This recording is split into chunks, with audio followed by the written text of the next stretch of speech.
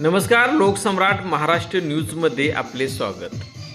पाटण तालुक्याने संपूर्ण महाराष्ट्राला प्रकाशमय केले आणि राज्याला करोडो रुपयाचा महसूल मिळवून दिला, तरीही आज पाटण तालुक्यातील जनता हक्काच्या विजेसाठी झगडत आहे।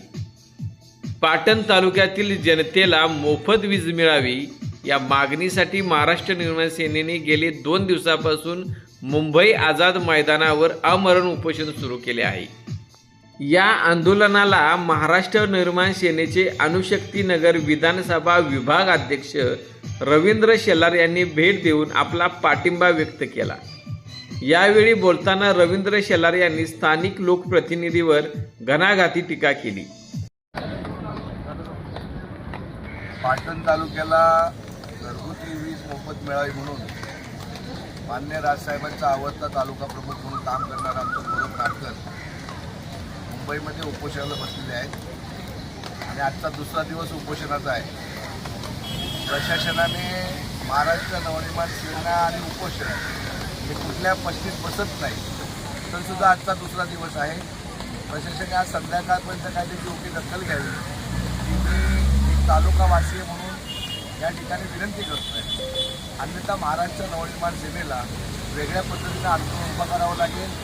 अजूनपर्यंत या तालुक्यामध्ये झालेली वीज निर्मिती, तालुक्याची गरज याचा सगळा उहापोह केला तर पाटण तालुक्याचं नेतृत्व करणारे आमचे सन्माननीय पाटणकर आणि देसाई हे मुंबईमध्ये येतात ते फक्त मतदारांना घेऊन गावाला मतदान करण्यासाठी का?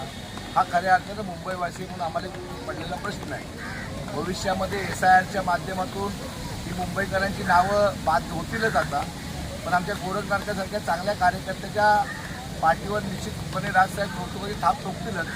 आणि या तालुक्याचा हा प्रश्न आहे, त्या प्रश्नाची सुरुवात त्याचा कधी शेवट होईल न होईल काय होईल, पण ज्या वेळेला पाटण तालुक्यामध्ये मोफत वीज निर्मिती होईल त्याचा इतिहासाच्या पहिल्या अक्षरामध्ये सुवर्णाक्षरामध्ये आमच्या गोरखनाथाचं नाव लिहिलं जाईल याचा आम्हाला निश्चितपणे अभिमान आहे।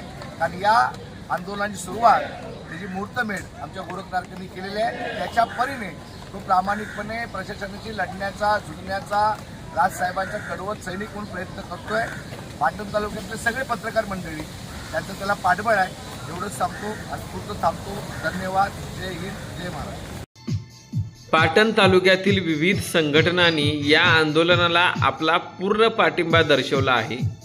आता या आंदोलनावर शासन आणि प्रशासन नेमकी काय भूमिका घेते हे पाहणे महत्त्वाचे ठरणार आहे।